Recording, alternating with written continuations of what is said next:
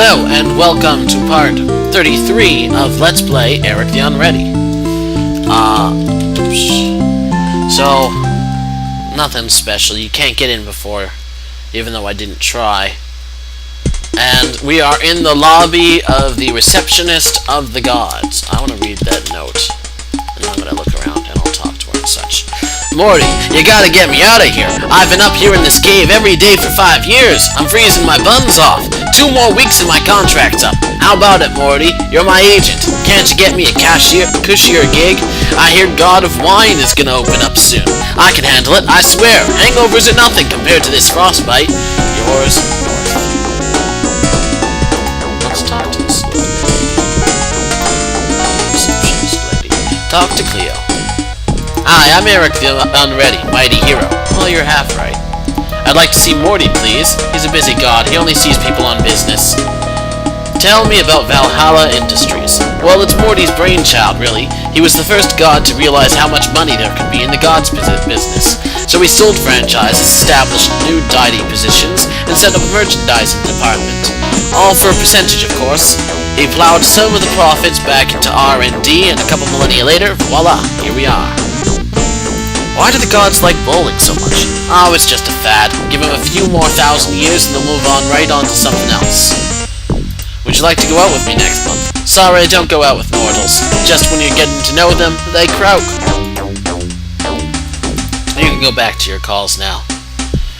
Alrighty, let's examine some of this stuff. Let's see, examine the picture. It's a picture of the god of luck. Above it is the caption, Valhalla Industries Employee of the Month. I just want to examine her. Cleo is a lively goddess who waves her hands a lot when she talks. She is fielding incoming calls with the casual efficiency of someone who's been doing it for a very long time. Alright, that's all one thing.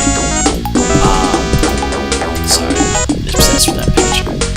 Let's see, costume. It's a feathered serpent costume. Below it is a card that reads, Special Award for the goofiest costume foisted off on worshippers. Black. Top 10 favorite pranks of the god. Number 10. Closing all the discos in heaven so that angels have to dance on the heads of pins. Number 9. Telling man he was to be the ruler of the earth and then creating woman.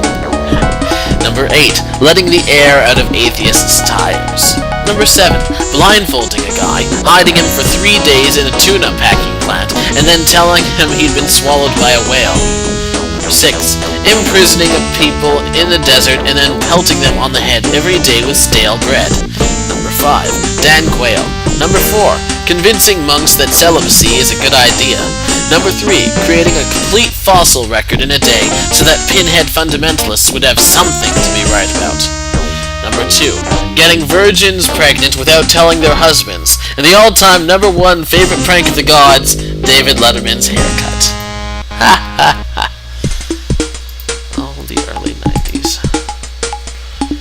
Watercolor of a dry path between 2 walls of water. The card below it reads, Best Special Effects, the parting of the inner sea. Examine the boat. It's a miniature replica of an ark. Below it, the card reads, Lifetime Achievement Award for the most creative response to the world's overpopulation, the Great Flood. And let's look at this little guy. It's a rotating trophy that was first given out thousands of years ago. Apparently the gods are really into bowling. Let's see if I can take some of this.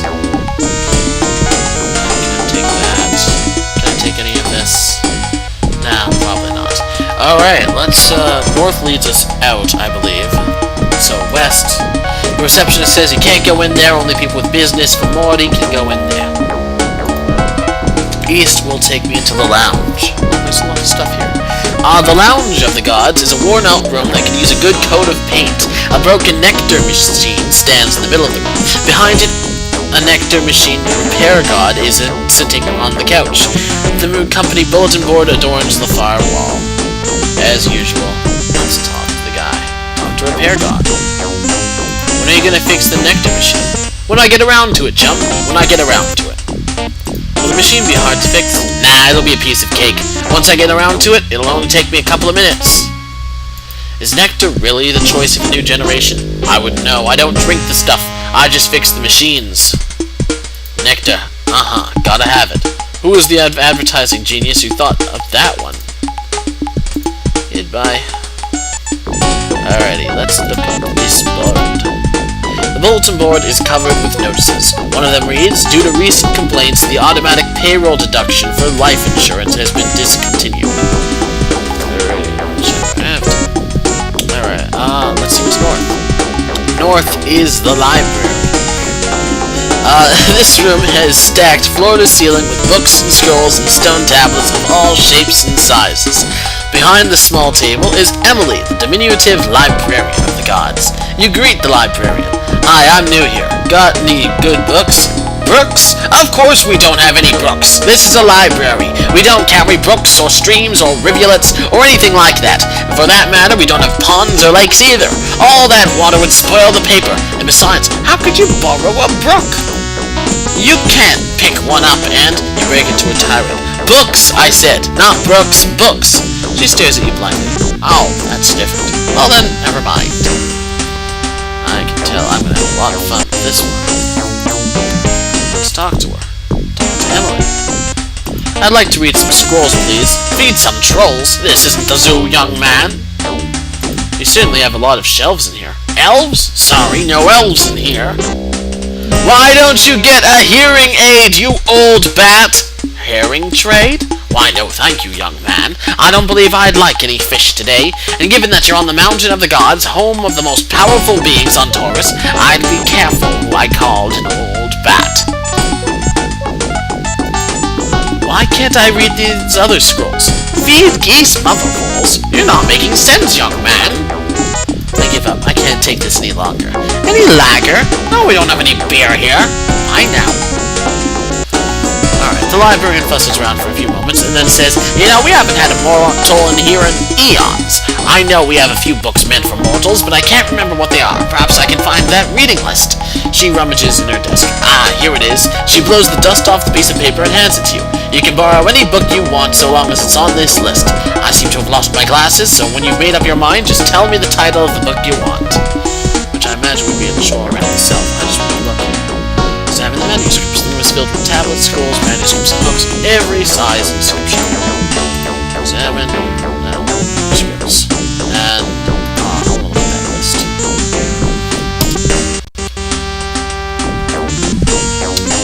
Alright, so from here to eternity, Paradise Lost, Stairway to Heaven, 1 Minute, Miracle Worker, East of Eden, How to Scale Mount Spa, Grapes of Wrath from the Bell Tolls, Setting up Sodom and Gomorrah, Priming the Fountain, Really Great Rituals, The Sacred and Profane, How to Get a Hold of Some Better Virgins, The Joy of Hex, Holy Smokes, A User Guide to Incense. Let's go with The Joy of Hex. Load. Yeah, you shared a request with the librarian. Emily wanders off, mumbling to herself as she goes, "You never seemed happy to me." After a while, she returns and hands you a book. "Remember," she says, "this is a lending library. I expect to see that book back here within 10 minutes. Let's examine the book. The Joy of X. This is a brief account of the few moments of happiness in the short life of an unidentified man. It takes you mere moments to read. Let's just give the book back to her. Oh shoot, almost out of time. Alright, so I will see you